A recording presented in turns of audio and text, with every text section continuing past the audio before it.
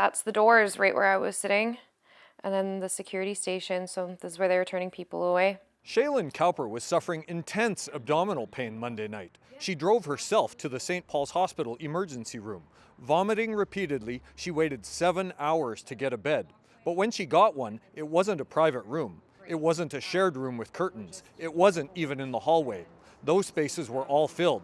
She says she was rolled into the emergency room's front entrance in full view of everyone. I've never really felt so exposed, just being right in the entryway doors, sitting on a bed.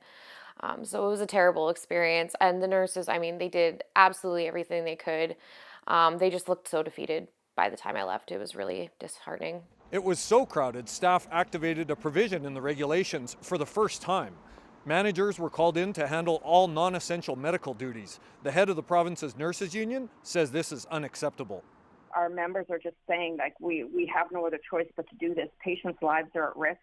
And people that are coming are having to wait. Well, they're having to wait because there's just not enough registered nurses to be able to give care to the hundreds of percentages of people over capacity that there are at St. Paul's Hospital. It's become a very dangerous, unmanageable situation. A Saskatchewan Health Authority official said these pressures are the result of several days in a row of higher than average admission volumes. He says they're working hard to increase the number of beds and staff at St. Paul's and other hospitals, but they're also working hard to increase supports and number of beds in the community.